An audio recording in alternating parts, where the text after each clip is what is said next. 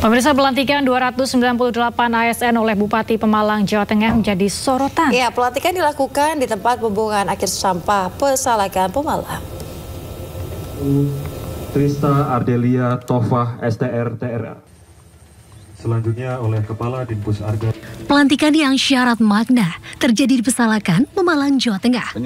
Jika tempat pelantikan identik berada dalam gedung, rapi, dan tempat yang nyaman, berbeda dengan pelantikan 298 orang ASN di tempat pembuangan akhir sampah di Pesalakan, Desa Pegongsoran, Pemalang, Jawa Tengah. SK pengangkatan ASN diserahkan langsung oleh Bupati Pemalang, Anom Widiantoro. Dengan harapan pemilihan tempat pembuangan sampah di TPA Pesalakan ini sebagai titik awal pengabdian kepada masyarakat. Tempat yang kotor menjadi pengingat bahwa permasalahan seperti tata kelola yang masih buruk serta kurangnya rasa percaya masyarakat pada pemerintah. Serta para ASN baru diminta untuk siap melayani masyarakat secara disiplin sehingga terwujud tata kelola pemerintahan yang lebih baik dan dipercaya oleh masyarakat. Ya, tentunya mereka lebih berintegritas ya, lebih mempunyai jiwa melayaninya yang lebih besar dan juga perhatian kepada masyarakatnya, bukan statusnya, bukan prestisnya, bukan juga kebanggaannya sebagai ASN, tapi lebih kepada pelayanannya dan juga berkomunikasinya bagian dari masyarakat itu sendiri. Semoga dengan dilantiknya CPNS di tempat ini menjadi lebih berempati dan kedepannya bisa memberikan solusi terkait permasalahan sampah di Kabupaten Pemalang. Permasalahan sampah adalah momok yang tak kunjung usai di Pemalang. Bahkan warga sekitar TPA Pesalakan memblokir akses masuk TPA agar tak ada lagi sampah dibuang yang mencemari lingkungan sekitar. Diharapkan segera ada solusi bersama agar tak ada lagi polemik berkepanjangan.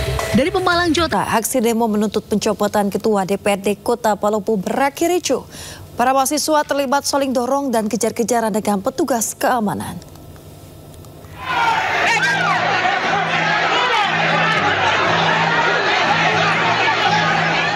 Puluhan massa dari Pergerakan Mahasiswa Islam Indonesia terlibat saling dorong hingga kejar-kejaran dengan petugas keamanan di depan kantor DPRD Kota Palopo, Sulawesi Selatan.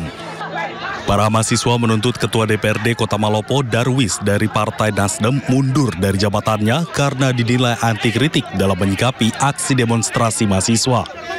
Kami dari PCPM Kota Palopo akan tetap melanjutkan aksi daripada gerakan ini. Kami akan melakukan konsolidasi yang lebih besar dan mengundang seluruh kader PCPM Kota Palopo untuk menduduki DPRD Kota Palopo. Sampai apa yang menjadi tuntutan kami, copot Ketua DPRD Kota Palopo itu. Sebelumnya, Darwis memukul meja di depan para mahasiswa saat hearing dalam aksi demo Hari Buruh. Video tersebut viral hingga menuai banyak kritikan dari netizen. Kondisi ini membuat para mahasiswa kembali turun ke jalan dengan tuntutan copot Ketua DPRD dari jabatannya. Petugas yang kalah jumlah akhirnya mengalah hingga membuat mahasiswa berhasil menduduki dan membakar ban bekas tepat di halaman kantor DPRD. Sampai keluar kata-kata yang tidak seharusnya dikeluarkan dalam forum, apalagi mereka ini mahasiswa membawakan organisasi mahasiswa Islam. Mahasiswa Islam itu tidak seharusnya mengatakan kata-kata yang seperti kemarin gitu loh, tidak sopan itu.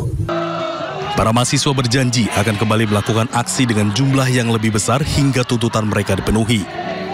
Dari Kota Palopo, Sulawesi Selatan, Nasruddin Rubak, Ayus pelapor. Presiden Prabowo Subianto mengaku heran dengan permasalahan keaslian ijazah Presiden ke-7 Republik Indonesia, Joko Widodo. Ia pun sempat bergurau suatu saat akan ada pihak yang mempertanyakan ijazahnya.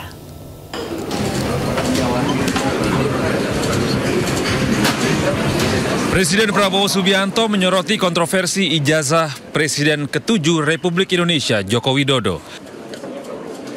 Dalam sidang Kabinet Paripurna yang digelar pada Senin sore, Prabowo yang sambil bergurau mempertanyakan apakah kelak dirinya akan mengalami nasib serupa di mana ijazahnya dipermasalahkan. Menghadap Pak Harto, iya kan, menghadap Bung Karno kalau bisa. Loh, minta pandangan, minta saran. Pak Jokowi berhasil 10 tahun, orang suka tidak suka. Masalah ijazah dipersoalkan. Nanti ijazah saya ditanya-tanya. Terima kasih Pak. Sebelumnya, Presiden ke-7 Republik Indonesia Joko Widodo secara resmi melaporkan Roy Suryo dan 4 orang lainnya ke Polda Metro Jaya terkait persoalan keaslian ijazah miliknya serta merendahkan martabatnya. Dari Jakarta, Tim Liputan iNews melaporkan. Presiden ke-7 RI Joko Widodo menjelaskan alasan dirinya melaporkan Roy Suryo CS ke Polda Metro Jaya. Jokowi merasa terhina disebut memiliki ijazah palsu. Jokowi menjelaskan ia memiliki hak hukum dan menyebut tuduhan itu sebagai penghinaan yang sangat menyakitkan. Jokowi juga menyebut tudingan ijazah palsu merendahkan dirinya secara pribadi.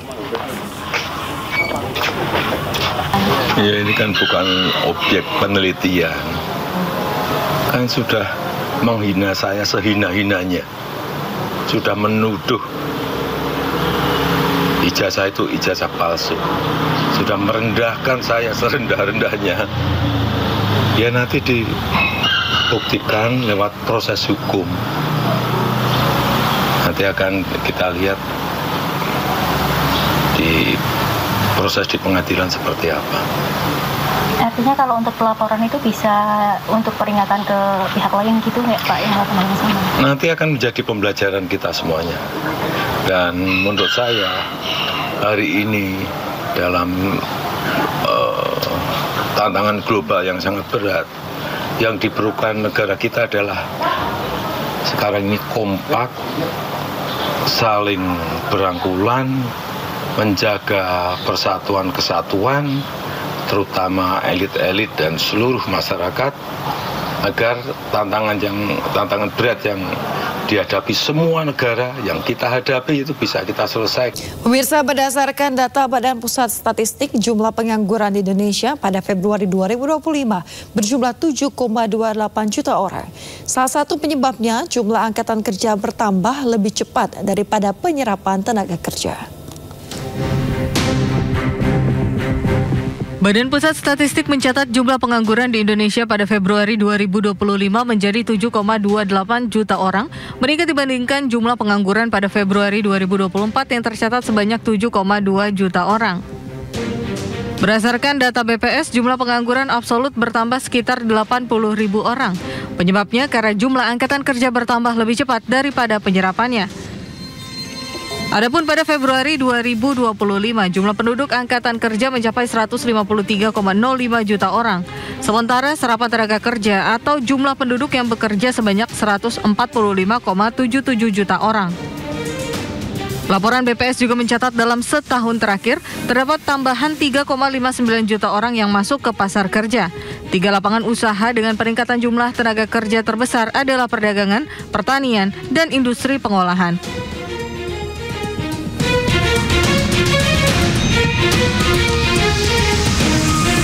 Anda kembali di City Today, pemirsa. Supporter Persib Bandung Bobotoh turun ke jalan merayakan kemenangan. Sejumlah tempat di Jawa Barat menjadi tempat selebrasi kemenangan Maung Bandung di Liga 1.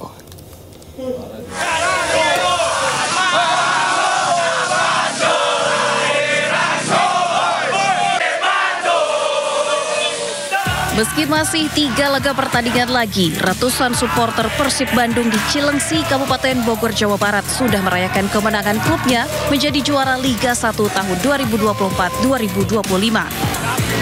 Antusias ratusan supporter Maung Bandung itu melakukan konvoi dan pesta petasan di flyover Cilengsi. Meski laga belum usai, namun Persib Bandung sudah dipastikan juara Liga 1 tahun 2024-2025.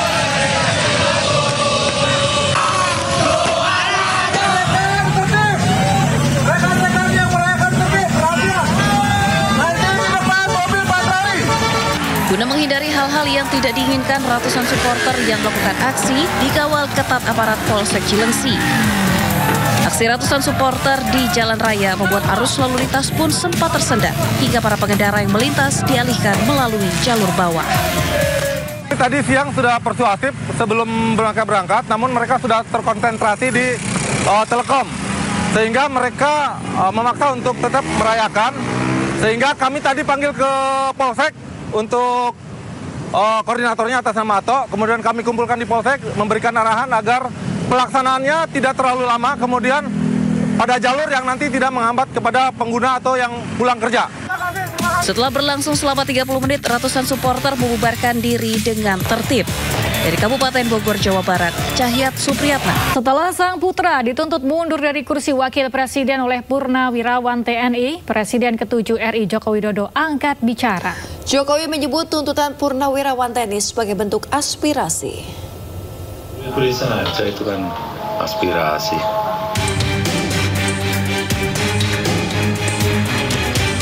Begitulah yang disampaikan Joko Widodo di kediamannya siang tadi terkait usulan Purnawirawan TNI meminta menurunkan Wakil Presiden Gibran Rakabuming Raka.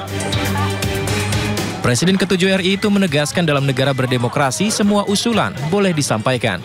Namun yang perlu diingat, Prabowo Gibran sudah dipilih oleh masyarakat melalui pemilu 2024. Wah, usulan ya boleh-boleh saja dalam negara demokrasi seperti kita. Pak, ini kan diusulkan dari Purnawirawan TNI itu, tanggapannya gimana? Nah, ya, boleh-boleh saja, itu kan aspirasi. Dalam negara demokrasi ya biasa saja. Tapi Mas Gibran sendiri kan dipilih oleh rakyat, Pak, dengan adanya usul pengadilan betul. Ya, itu semua orang sudah tahu bahwa